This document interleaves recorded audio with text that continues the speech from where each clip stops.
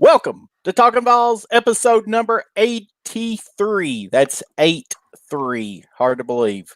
We're brought to you by the Outright Geekery Podcast Network at outrightgeekery.com. Also, we're currently live on YouTube, courtesy of the S&B Network. I'll let you know what that stands for at some point in time. Make sure you go ahead and smash the like button. Share out the link. My name's VAWLS JP. And I'm Dobber. What's happening? What is going on? What a difference a week makes in BasketVAWL land. This time last week, we were sitting here talking about the absolute shellacking that the Georgia Bulldogs put on this basketball team. Team didn't show any heart. Team didn't show any fight. And I was really, really down. We followed that up with a 21-point road victory at Vanderbilt. Followed up with a 25-point shellacking of the Ole Miss Black Bears / Rebels at Thompson-Boling last night. So big land sharks, Kiffins, whatever that you want to call them. I think that they'll go by anything at this point in time. Hey. But I do have to give this team credit. They certainly bounced back. I understand probably the competition that we played the last two games. But anytime that you can beat anybody on the road by 21 points, followed that up with a 25-point victory last night, you have to feel at least maybe that this team is starting to come together somewhat. What you think, Dobber? Just what the doctor ordered. That's exactly who we needed to play at exactly the right time. Get some momentum and mojo going back our way. This season as a whole, in the college basketball entirety, is just wacky. It's wild. Completely unpredictable. Really, and I think we kind of touched on it a couple episodes ago, talking about how down college basketball is, just with parity, and there's really no standout team. You've got your Dukes and your UNCs and your Kentuckys. They're all losing games that they typically don't lose. You look at the top 25 right now. You've got the mighty San Diego State Fighting Aztecs. Dayton is in the top 25. Actually, top 10. San Diego State, Dayton, and Seton Hall are in the top 10. You've also got, I think, Rutgers and Colorado rounding out in the top 25. Teams like Michigan and Ohio State that started off so hot, I think reached 7, 8, 9, 9-0. Got into the top 5. They've had like 6 losses now. They've completely fallen out of the top 25. Yeah, and then you look at the SEC in particular. You got we go on the road and beat Missouri. Good win on the road. Beat them by double digits, and then Missouri turns around and beats Florida at Florida. South Carolina, we beat them, and they turn around and beat Kentucky. And then Auburn, who was seemingly playing the best basketball, maybe apart from LSU in the conference, they dropped 2 in a row this past week, including an absolute beatdown down in Gainesville, I think by 20 plus. So it's just this Parity. season, yeah, and that's what it is. And it's a good year for us to be mediocre. Because everybody else is. We had talked preseason. We were kind of a transition year, not necessarily a rebuilding year, but just an adjustment year after what we lost, and it kind of unknown because you've got guys stepping up into roles as starters who came off the bench last year or played limited minutes. So it was a lot of unknowns. And then with the whole Uros situation. I know the team probably felt like preseason he was going to be cleared to play, going to be eligible, and then waited and waited and waited and nothing, and then they denied and then appealed and denied and then finally got things worked out. And then losing Turner, big big big loss right there. One of your senior leaders, and then I think you're counting on Bowden to be a senior leader, and I just don't know that he's cut out to do that. He's never really been a vocal guy, but he's always been a role player, and I think he's cracking under this pressure of being the guy that's relied on for scoring, and the guy that's relied on for leadership on the court. So it's a team that, like we've talked about, they're still trying to find an identity, and here we are, nearly 2/3 of the way through January, and getting ready to enter the grind of February. I mean, is there a chance that we eke out a couple and get to that 18, 19, 20 wins? Well, Yeah. yeah. I mean, it's a possibility because night in and out, you don't know what you're going to get from this team. Yeah. I mean, last week I sat here and said that, after the Georgia game that I didn't see us getting to 16. I mean, Yeah. we're 12-6. We're a quarter of a way through a third of the way through the SEC. We're sitting at 4-2. Of course, like we talked about, this schedule is back end loaded, which I think that even though I'm obviously that we'd probably like to have it maybe spread out just a little bit more, but that's the thing with this basketball team. It could end up playing into Tennessee's favor that they are playing the better teams towards the end of the season due to the circumstances with this basketball team, as far as Vescovi coming in the middle of the year, just getting Euros Plasvich cleared to play. So, you hope that by the time that the end of February, middle of February rolls around, this time next month, you hope that Tennessee's playing their best basketball. Absolutely. And, with that. So we'll just have to see how that plays out. Speaking of Euros, what's your thoughts on the first three games with him? He's not played a ton. And I think that's just getting him back into game shape, getting his legs under him and going with the speed. You can't replicate game time in practice. I mean, you can do whatever, but it's not the same. After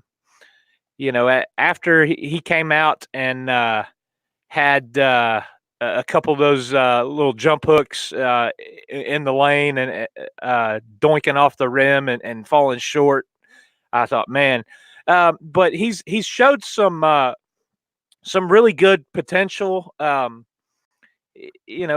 mean, it's just something that this team needed: some size, some length, somebody a little bit more than Fulkerson to bang around down in the paint. He does seem a little slow at times, closing in when you've got a guard penetrating. Of course, I'm basing that mostly off of the Georgia game when they were running by everybody. But I'm excited. What I like is the chemistry that the entire team is showing. I enjoy watching it. I like after I think it was the Vandy game when they interviewed Pons, and he was talking about the international flavor of the team. With guys from 4-5 different countries, and that's a really neat dynamic to have. And I'm sure it brings a lot of added. I don't want to say struggles, but I mean there's language barriers. English isn't the first language for most of those guys, but it also they have to intentionally focus more on that. But I like seeing those the two new guys come in and get right in the rotation and seemingly I guess you saw the video when they announced Euros was cleared to Mhm. play. I mean the team was happy for. Team went crazy. Yeah. Yeah, did you see the walk on that got Yeah. granted a scholarship? I Mhm. mean that's you love seeing a locker room come together like that because it's more about the guys in the locker room than just the wins and losses, and it is a brotherhood. And we've seen Well, it that's in one of the great things that Barnes has done with that basketball yeah, program. absolutely. I mean, We've just seen it in to football. Guys that are detrimental to the locker room, how it can negatively impact an entire team. yeah, yeah, I know. I'm gonna Matt Griffin put on there. The Volmojis are tight. Says I'm going to get mine next week. Go Big Orange. Woo! I'm gonna go ahead and mention this. This is something new. Biggie was mentioning it to us today in a text that he sent us this morning. YouTube is offering a membership, $2.99 a month, that you can become a member of the actual SMB Network channel, and it gives you access to those ball emojis. And the more people that sign up, from my understanding, the more emojis that become available to us.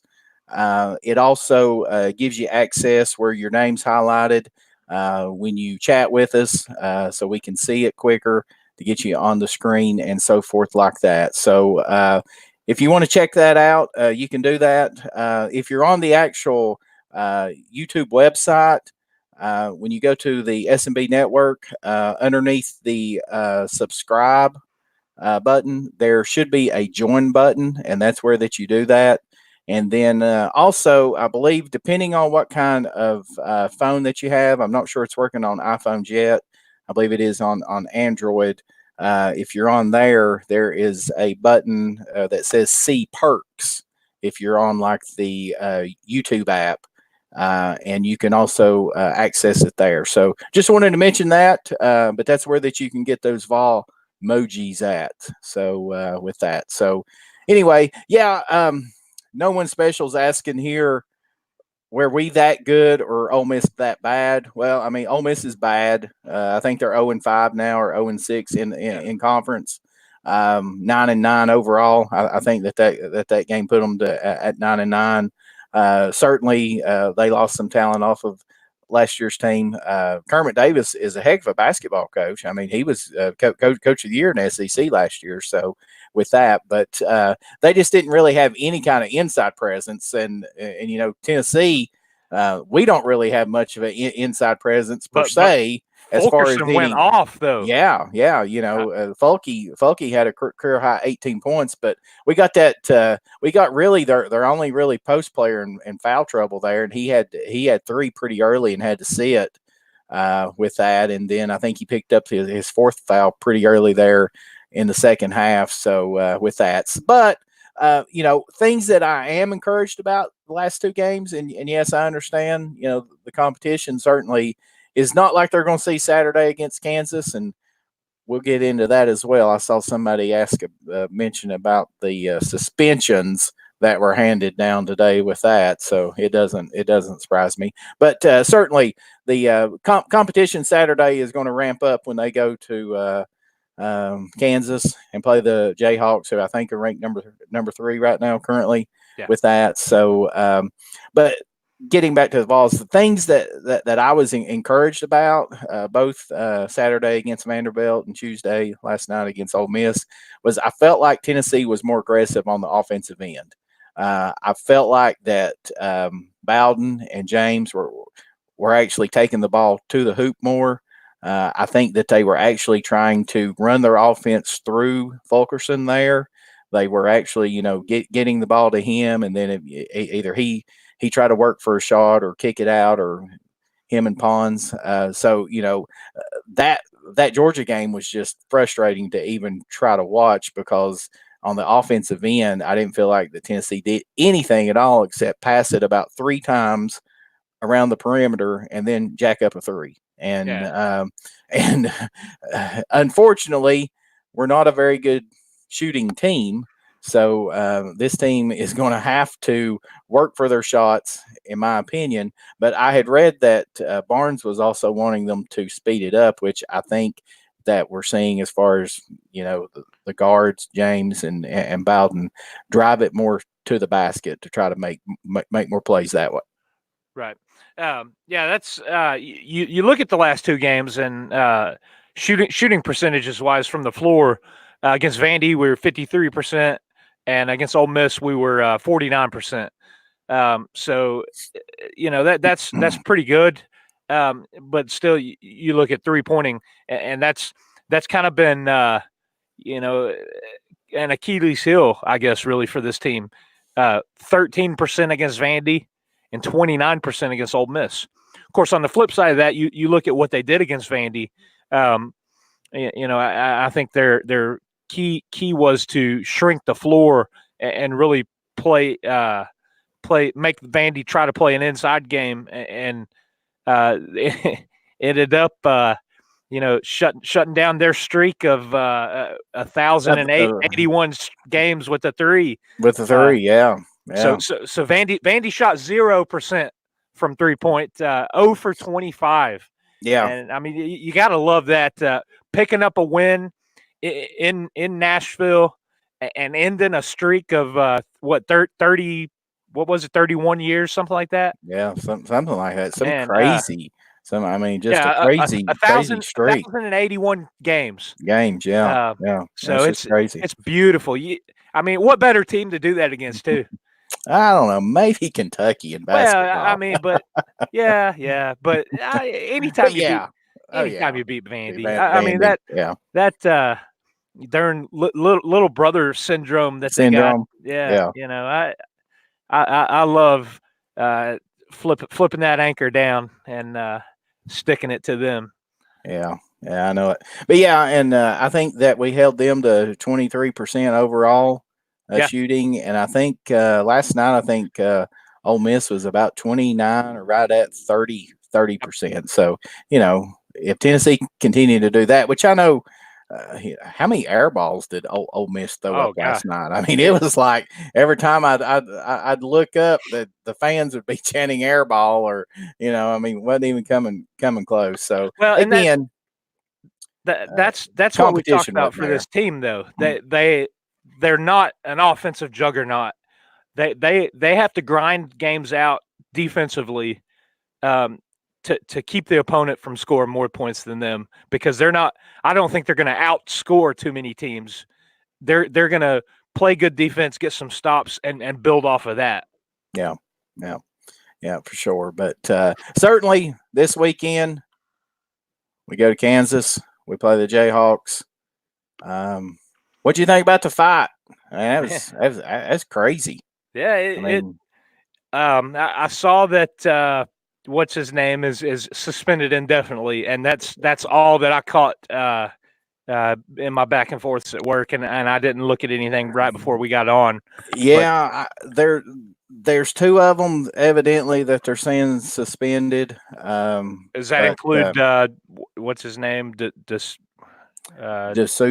or whatever. DeSouso. Yeah, but he was only averaging like 2 points a game in 8 minutes or something like that. So certainly not a key contributor there. I think that the other guy that's suspended was averaging about 9 or 10 points a game. So sounds like that. Not even for sure if he was even a starter. And I don't know. I didn't have time to really look up and see what the actual rules are about it. From my understanding, that there was supposedly only like 5 players that was still left, that there was still time on the clock, so they had to finish the game. So technically several of the Kansas players were actually ejected from the game. I was pretty sure every player from both benches were ejected because they left the bench area. So and I'll just be honest, I don't know what the rule is there. Maybe somebody in the chat can help us out with that. I just haven't had time to look it up with work and stuff today, but it doesn't surprise me if Kansas gets by with only having to suspend two players. I Well, mean, heck, the guy that's their suspended coach is a indefinitely, known cheater, yeah, so the guy that's suspended indefinitely is only playing this year because he appealed his what he was suspended for the rest of last year and supposed to be suspended all of this year for. He's the one that accepted the money, Oh, or really? his guardian accepted money, like $3,000. But yeah, I mean, I don't know. It's going to be a tough game. That's the thing. You look at it really comes down to talent and depth right now, and this team they have some talent, in a couple areas, but they don't have a lot of depth. We're lucky that we were able to get Vescovi in as a midseason enrollee, and that Uros was eventually cleared, because that added two more bodies to what we're down to 8 scholarship Mm-hmm. players. So Mm-hmm. now we're back up to 10, Mm-hmm. and then a couple. Well, I guess we added Blackjack with scholarships, so that's 11, and then a couple walk-ons. But like we've talked about before, after 18 games, I guess that's what we're 12-6, so that's 18 games. We're sitting and still saying that this team has yet to establish an offensive identity. This team doesn't know who they're going to look to night in and night out. There's no real consistency. There are things that we are effective with, and that we're capable. But then there are things that we don't do so well, and that's in all aspects of the game. The one thing that I think that you can look at that as a positive, it makes other teams have difficulty game planning for us, because that you can't really say, okay, I'm going to shut down Yeah. so and so because we don't have a so and so. Mhm. I mean, Yeah, I mean it's certainly a team effort. I mean, look at the score of the stats from last night. Fulkerson had 18, and then I think Bowden had 11. I think James had 11, and then Kamwa was the next leading scorer off the bench with 10. So right. with that, but Matt's asking, Griffin's asking if the full bench was teed up for fighting, should they not face the same penalties Jennings had to in football? I mean, of course, the SEC is the one that came down and suspended Jennings. My take is on it. Big 12, Kansas, Number 3. That would be like the SEC doing something to Kentucky in basketball. It's just not going to happen. I mean, Yeah, but they're not going to suspend half their team for 5 or 6 games, and Kansas lose the next 8 or 9 games and not make it to the big dance. Sorry, they're just not going to. I mean, that's just the day and time that we live in college athletics. It's just a rogue. I mean, there's just no consistency with any of it whatsoever. Now, if it was, some one double A school or something like that had that fight last night, yeah, I wouldn't be doubt at all that there'd be probably half the team, suspended for multiple games and stuff like that. But it's just not going to happen. It's yeah, I just mean, not. we're That's my talking opinion. we're talking seconds away from potentially being an assault. Yeah. With the dude picking the chair up. I mean, going full wrestling mode right there. I know it. Yeah, I thought. We could Boogie needs to invite him to the wrestling podcast on Thursday nights. Yeah. All right. Well, we could have got Boogie in tonight to talk about that. And it spilled over into the handicap seating. It went Yeah. into the stands. Yeah. I mean, it was just Yeah. not a good look for Yeah. Kansas, not a No. good look for college basketball, and frankly, not a good look for that conference. Well, In no, and seemingly the way they're handling it.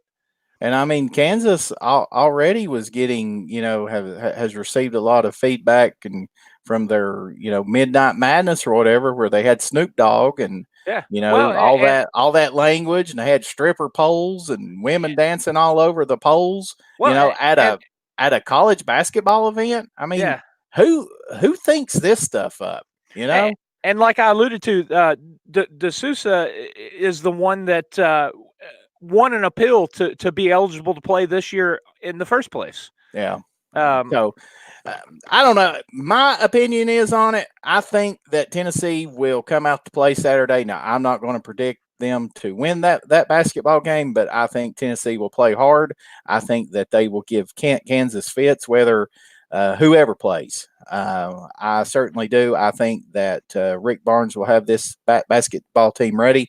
I don't think that these players will shy away from the spotlight with it, and I fully expect Tennessee to give Kansas a really, really good game. And who knows, as we've seen and as we've talked about this year in college basketball, there is nobody that is unbeatable. There is nobody. I mean,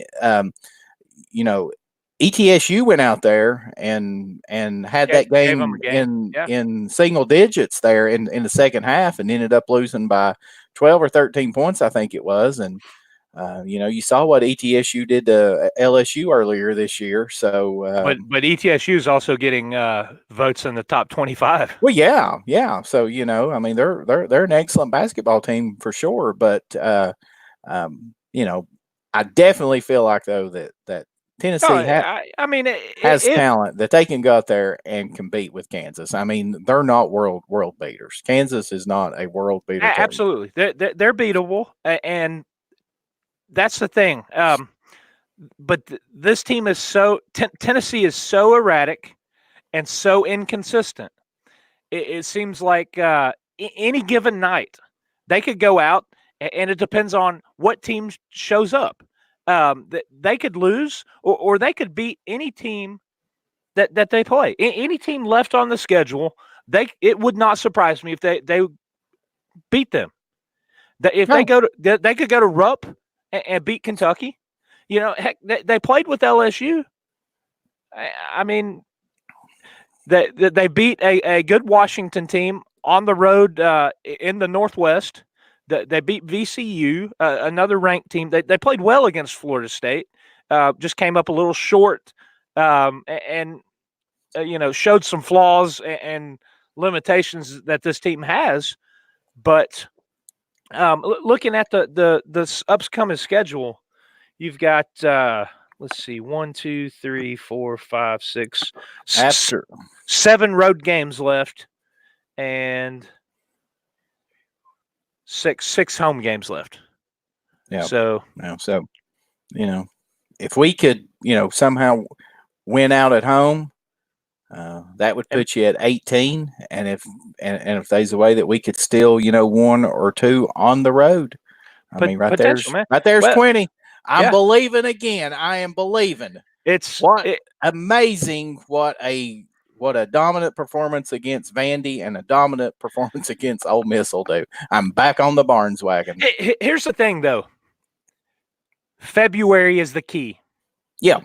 February is the key where this team can either get better and stay alive and possibly play themselves onto a bubble or a fringe bubble team or even play themselves right into the tournament.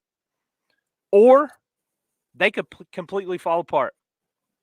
I mean, there's gonna be tough. There's likely a few for sure losses coming up. But like I said, I mean, it wouldn't surprise me if they beat a couple of teams that you think you're looking at that. Yeah, they'll lose that.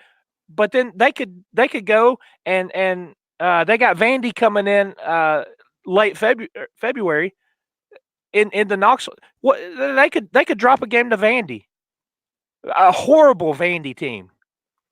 That wouldn't surprise me either. So I mean, you look at February. There's some toss-ups. You got Mississippi State, Bama on the road, Kentucky and Arkansas at home. It's gonna be tough. Arkansas is tough. Watching the end of the Arkansas Kentucky game, or actually, Kentucky ended up pulling away at the end. Yeah. But I mean, Arkansas looked good. South Carolina away. I It's know gonna be a tough game. we beat them pretty good in Knoxville, but again, a road game in conference, it's always going to be tough. And then yeah. you got Auburn and Arkansas on the road again. So 2 games against Arkansas, and then Florida at home, and then close out with what is it? I guess Kentucky at Kentucky, and then Auburn, in Knoxville.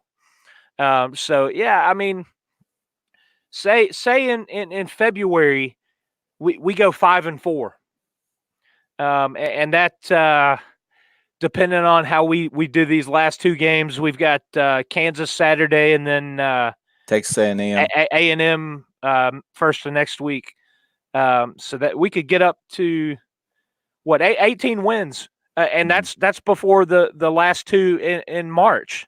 If we go 5-4. Yeah, I mean, I think that it's probably going to come down to, that Tennessee's probably going to have to win at least a couple in the tournament. Probably so. Yeah. Well, heck, let's just go out and win the tournament. Well, we get the automatic bid then. Yeah, we've been runner up last couple of years. Yeah, we get we'll be the ones that'll get hot, and this basketball team, they can do it. I mean, I'm not expecting it, but they can do it. Well, listen, my thoughts on this team. It's funny. They've changed. It's seemingly week to week, game to game. I mean, like you said at the top of the show, last week we're sitting here talking about how awful that they played against Georgia. We might be saying the same thing this time next week. Yeah, could be. And you start with the preseason. You enter with optimism, and then you have to deal with Turner.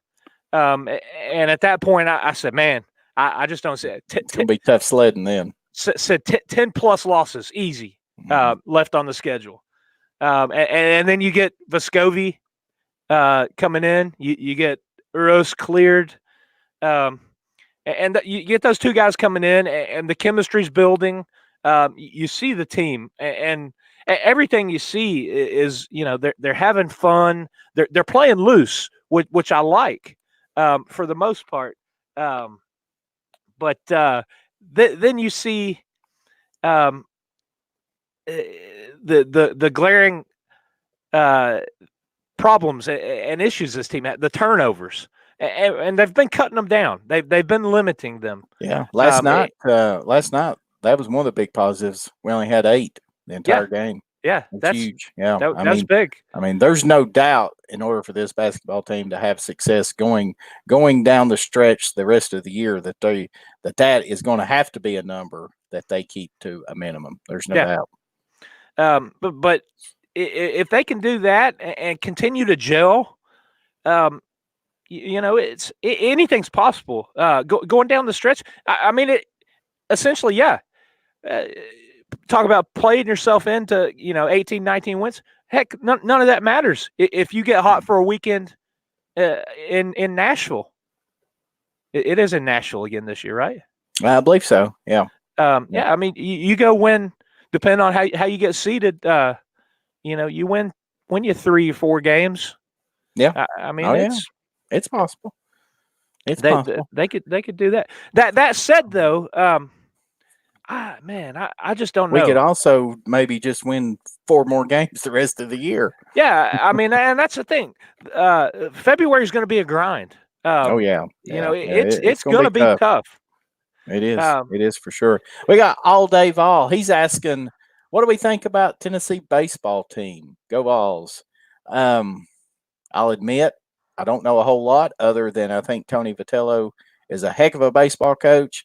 and I have seen that the talent down there that he's That- bringing in seems to be very, very, very good.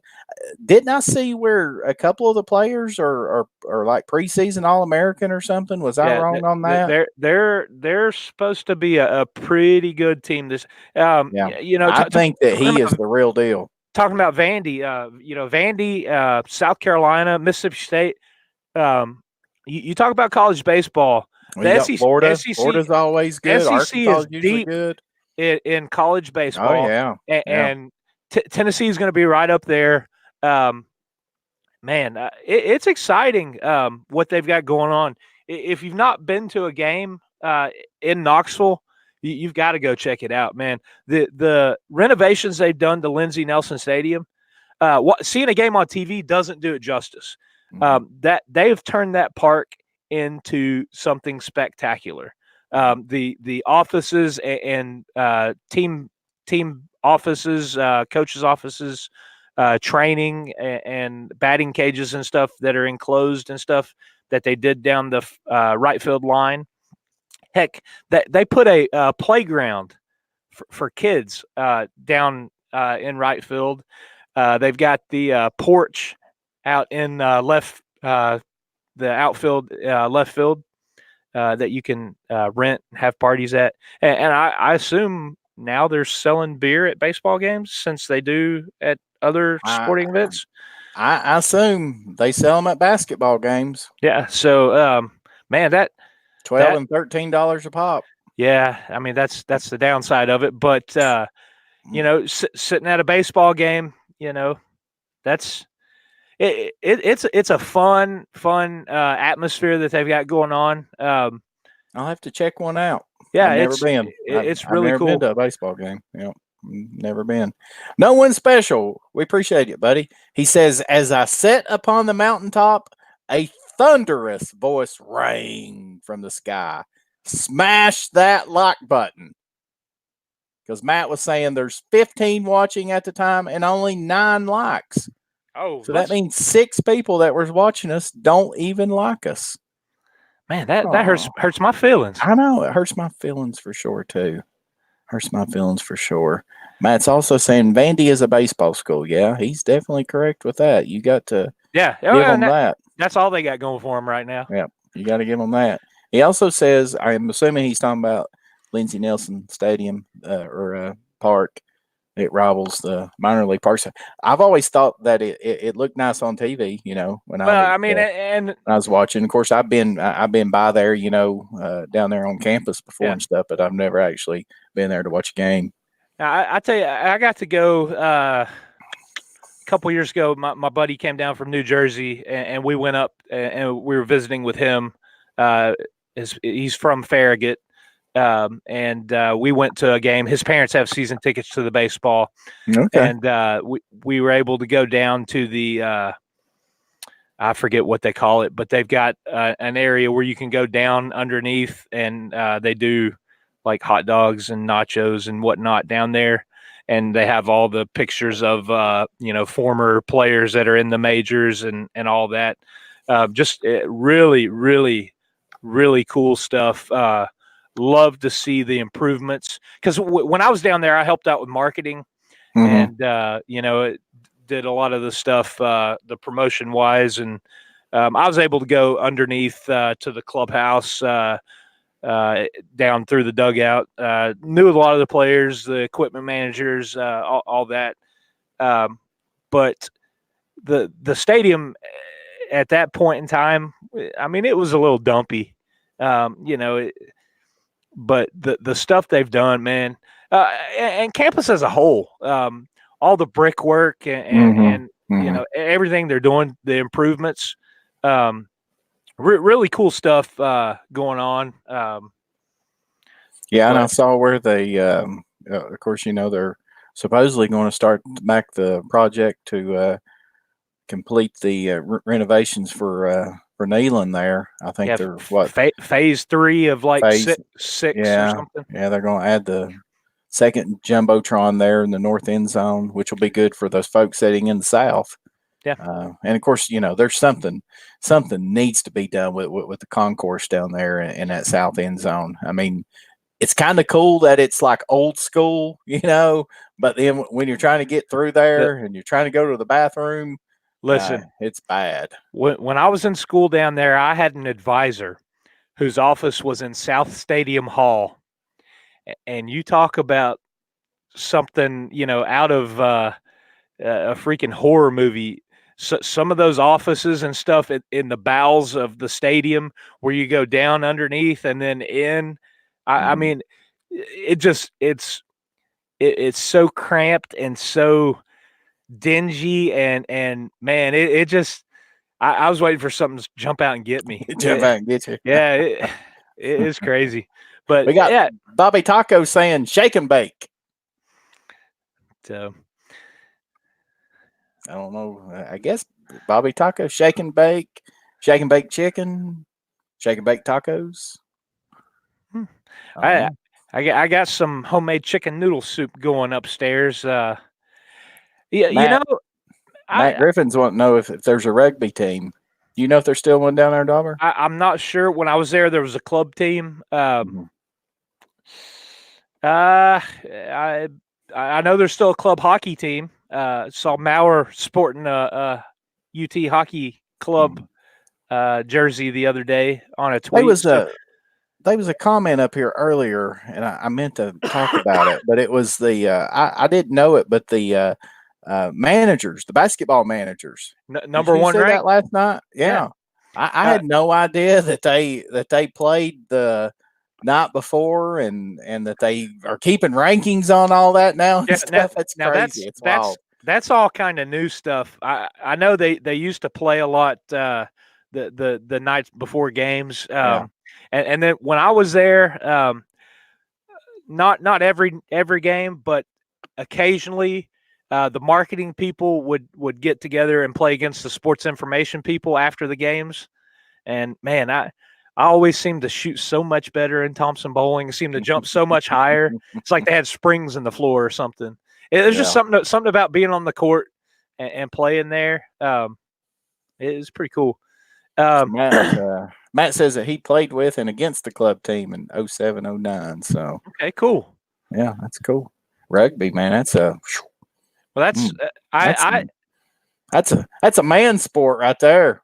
I've sort of been indoctrinated into rugby a little bit with my wife being from Scotland. We flip on and watch some rugby every once in a while. That's some. So supporters of the Scottish national team and the Glasgow Warriors. My in-laws have season tickets, and they go to about everyone in Scotland. And if they make it to some big games and finals and stuff, that they've been to Ireland and Wales and wherever to watch them. They used to go to a lot of the Scotland games, even in the what is it, Five Nations, I guess. They'd go down and to England or big into cricket too. See, who would have thought that we'd have a conversation about rugby from Scotland on Talkin VAWLS? And talking about rugby and cricket. I mean, two East Tennessee fellas hanging out with some of our best friends, most of them probably from East Tennessee, and we're talking about rugby. Who would have thought? Who would have thought? You just never know. They also have Ultimate Frisbee Club team. Okay. I know that they got the bass fishing team. I do know that. Yeah. They were pretty successful a couple years ago, weren't they? Or one of the guys? Yeah. Well, I wish that I had that when I was in college. Hey, I took bowling class. Did you? Yeah. Matt says that's awesome. He always wanted to go watch some rugby in Europe. So it's crazy. Well, look at that, Dobber. You are a world traveler. I know. I'm not really a soccer or football guy, but I've been to a couple of football matches over there, and it's insane. The passion and just the environment, and you go to a game there, and everybody in the stadium is singing and chanting a song. It's crazy. Yeah, that's one thing. You see those soccer stuff like that overseas and all that. Yeah, I mean those people get into that for sure. I mean they certainly do. Kelly Goodwin says GBO. That's right. We're going to shock the world Saturday. So Beat the Kansas Jayhawks. What are your thoughts on February? This upcoming road that we have to hoe. I think it's going to be tough. I mean, I think it's going to be absolutely tough. When you look at that schedule, having to play Kentucky twice, Auburn twice, Arkansas twice, I think it's going to be tough.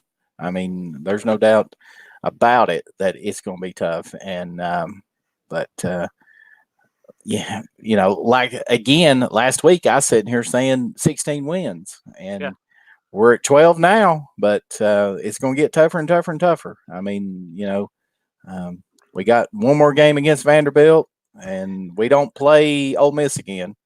Yeah. So so with that, so the Vols are going to have to win a few road games, I feel like, and that's where it's going to get tough. You think we kind of smoke and mirror and skate by a few teams and work our way into maybe that bubble talk, and then I don't know. See what you can do in the SEC tournament, then probably, But I mean, that's the thing about this year's basketball team. With the way, I mean, it's just been a weird season because of the injury to Turner, and then getting two of our now, especially one of them, key contributors, starters, Vescovi, right after the first of the year, and then finally getting Plasvich cleared. So just the whole dynamics of the basketball team has completely changed within the last month, in the last three weeks, really. So we'll just have to see. Yeah, but I don't think that anybody could probably sit here and say that that Tennessee's going to win 20 right now. I still don't think that anybody could sit here and say that they're confident that Tennessee can get to 20 wins. No, I mean that's you've got lipstick can only dress up a pig so much. Adding these guys, it's just a Band-Aid because they're not that instant offense that we need. They're coming in. They're added depth. They do bring some pluses, but in what we've seen, and it's a small sample size. You're talking 3 games right now for Uros and what 6 for Vescovi. So it's we've not really seen it's a small bit of I no way want to judge those guys based off of how much we've seen them, but right now, are they making this team better? Yes, because the alternatives on the bench are at least at that level or below. They're contributing. It's just hard to say. I don't know. The schedule that they have left, even for a top tier team, I think would be a tough remaining schedule. Like we talked about it from the get go. This schedule is back end loaded, and that's it. Could be a positive that we get going and get on a roll and start playing our basketball. That is it. I've got some a list that I was going to go over, Bobby Taco. Things we need to improve, and I'll drop that in just a few minutes before we wrap up. I've got some kind of closing thoughts. What we need to do to make a run in February and get on that fringe of 18, 19 wins going into the tournament, and maybe pick up that 20th win in the SEC tournament. But I just honestly, I feel that this team is almost overachieving right now. Um, and that's kind of a weird thing to say when you're sitting at what 12-6. But I think they're playing better than they actually are, because they don't have that identity, because you don't know night in and night out what you're going to get. I don't think Georgia is that much better than us. Yeah, they've got the one kid that is, probably a one and done. But well, Georgia's got more talent than Tennessee, but obviously their talent is not winning on basketball games. Right, I mean they've lost 4 of their last 5 or 5 of their last 6. So the only game that they've won in the last 2 weeks is against Tennessee. Yeah, so with that, but they definitely have more talent, but it's young and they're not playing as a team. Right. It's kind of the opposite of what we're going through. We're young, and our talent hasn't necessarily come around to where we kind of had hoped and expected it to be, but the guys are playing together, and sometimes that can do more than you look at Kentucky and all their talent and their ones and dones, and they go out and sometimes they play selfish, and that loses you more games than it wins you sometimes. Which I think that just proves that Barnes is just a really good basketball coach. Yeah, absolutely, and deserving of the contract he got, whether or not we agree with how he went about it with the deal with UCLA and all that. Yeah, I think the big thing is, we talked about it, and we've sort of ran it into the ground that we thought this was going to be a transition year. And that was even before Turner and losing him for the season. Obviously, production wise, you look at losing Williams, Schofield, and Bone. That hurt the team. But I think something that we've not talked about is the intangibles that don't show up on the stat sheets. Talking about the leadership and court presence that those 3 guys brought to the team. And I think that is by far the biggest lack for this team. We don't have the go-to offensive guy, but we also don't have that floor general. We don't have somebody on the court that is taking it over, holding guys accountable. Heck, sometimes we struggle to get the ball up the court and into the offense and running through the offense. That's something that Vescovi's got to work on. He has a hard time getting it up to half court and then setting up the offense. He's getting trapped, and he really has a hard time going to the right. And teams are pressuring him and creating a lot of turnovers, which he's working on. He's sort of limiting. But you look at losing those 3 guys, losing their leadership, and then, arguably the best player coming back this year is Bowden. And he's definitely not been the best player. Fulkerson's has been the most consistent player on the basketball team. Yeah. But Bowden, unfortunately, the leadership has fallen to him as a senior, with Turner medically retiring, I guess, for a better word. It's fallen to Bowden, and I think that is part of what is causing his problems. He's got so much on him too much pressure on himself. Yeah, that he Possibly is. So. I mean, you look at we've got some good pieces, but the entirety just it's lacking in some way, and I think it's leadership. I think it's that on-court presence that it can just come in and take a game over, put the team on his back, and I mean it's we talked about it last week. After that Georgia loss, I remember sitting here talking about it, and and saying that this basketball team does not have a leader. Yeah. And it's going to take one of those, probably James or Fulkerson, that's going to have to step up and be more of a leader. I think Fulkerson is trying. I'm not sure how vocal that he is. Right. Now, don't get me wrong though.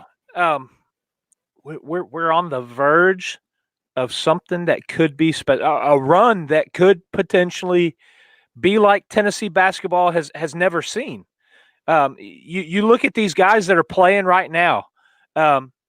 You look at the core group getting minutes and all these young guys, and then the 3 top 50 freshmen that are going to be coming in next year. Also, we'll be getting Bailey. You had him, point guard from Oregon, former four-star point guard, and Victor Bailey. Victor Bailey. Yeah. I mean, all 3 of the guys coming in next year are creators. They'll be able to drive the ball, create offense, and score. Right now we don't have that guy like Bone that creates, that sets up the offense, creates, and sees if somebody's not on their game. Bone could step up and create offense for himself with a drive and either dish or penetrate and get to the line. That's the other thing. We don't go to the foul line. We are not aggressive enough on offense. We're not going to the foul line.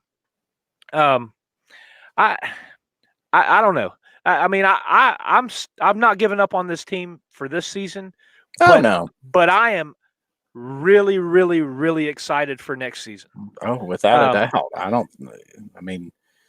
The potential of what Tennessee has coming in next year, the excitement when basketball season starts next fall is going to be off the charts. It's going to be off the charts. What you got on the screen there? A question from No One Special. I hadn't really thought about that.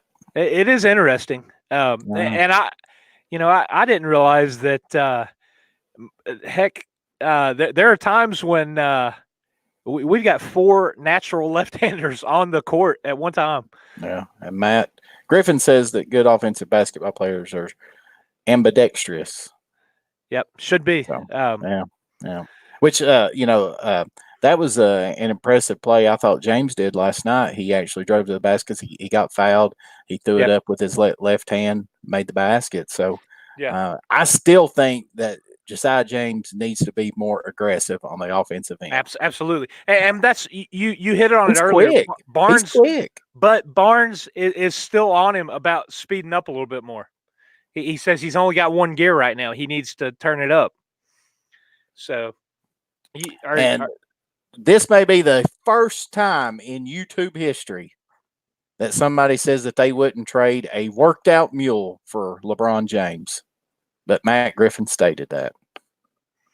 Well, I'm not a LeBron James fan, so I probably wouldn't trade a worked out mule for him either. All right.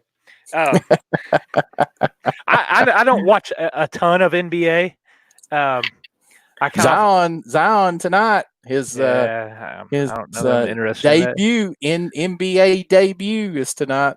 Did you see that? Did you see that Grant got a tee? I heard that on the telecast last night, but I didn't. I heard them talking about it. Oh gosh, what do you think about? And we got to wrap this up because we're hitting right at 58 minutes. But what did you think about the announcer Tom Hart last night coming out and saying when they were showing the fight at the Kansas State game, and he said that Bill Self will probably have to suspend players without pay this time. that was hilarious. I could not believe that he said that. I had to go back and did he really say that? I didn't catch thought that was cool. Yeah. All right, I thought it was cool. Real quick, I said I had a list, and I've got it right here. I typed it out. I've got about 8 things that I think this team has got to do if they are going to make a run through February and be playing postseason basketball in March. First one is limit turnovers. Limit turnovers, limit turnovers. We have ran it into the ground. From really game 1 or 2 against UNC Asheville. That's something Barnes said. This team cannot turn the ball over. Secondly, they've got to have better perimeter play. Really, any perimeter play other than just running down and jacking up a three.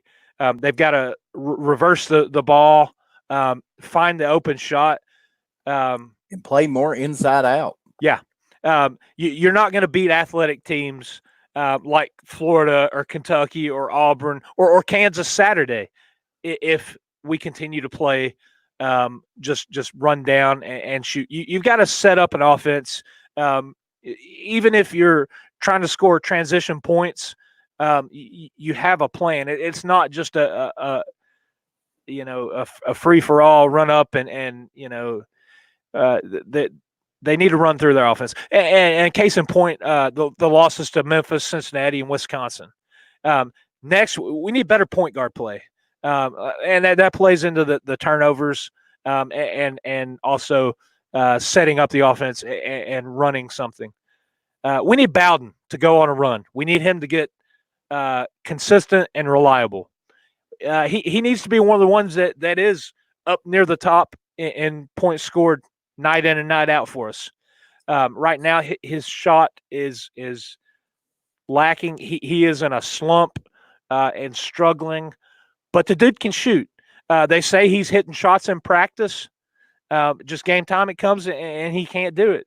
I hope he gets it turned around. They need him if they're going to play in March. Fulke and Pons need to continue to be the workhorses that they are and continue to consistently put in points, get rebounds. Pons with the blocks. I think it's 18 straight games now. Uros needs to grow into his role. He needs to be a 7-footer, and he needs to take over games. And I know they're limiting his minutes right now and all that, but they're going to need him for this stretch as well. Vescovi needs to settle down, maybe slow down a little bit, and adjust to collegiate basketball, and not have as many turnovers. And then I think the key right here, and you hit it on a little bit earlier too, Josiah James, he needs to be more aggressive. He needs to score in double figures, and he needs to have 6+ rebounds every night. And we do that, we can win the national championship, Dobber. I think those are things that this team has to do if they're looking to play meaningful basketball in March. I agree. That's a pretty good list, Dobber. We'll see if the Vols can do that. Big game Saturday against number 3 ranked Kansas Jayhawks. Then follow back up with a home game against Texas A&M Aggies on Tuesday evening. And we'll probably be back this next Wednesday probably is when we will schedule our next basketball show. And we will recap the Kansas Jayhawks game and the Texas A&M game. I think that's going to do it for tonight. We appreciate everybody joining in. Had a really good chat going. Appreciate all the interaction there. And hopefully the Vols can come out and shock the world Saturday, beat the Jayhawks, and win one at home then on Tuesday. You got something else, Dobber? I was just going to say, make sure you're hitting that like button. Smash it. Don't just hit it, smash it. And then go ahead and hit the bell for notifications in case we do happen to change the day or time that we're going to come back to you with our next show. And also, like JP hit on earlier, we've got the I forget what it's even called, the membership. It's membership on YouTube. Membership. Get you can get those cool emojis. I saw they got the cartoon heads and got a Rick Barnes head. I know. I never thought that I would have my own emoji. Man, that's crazy. Gosh, That's crazy. crazy. Just absolutely crazy, isn't it? So, Crazy. but Bowden and JG must be related. Tommy ouch, Taco. Ooh, yeah. ouch. Yeah, that's right. But we All right. appreciate it, everyone. That's right. We will catch you next week. All right. Yep. We'll catch everybody next week. Till then, for Dobber, I'm Vols JP, and go Vols.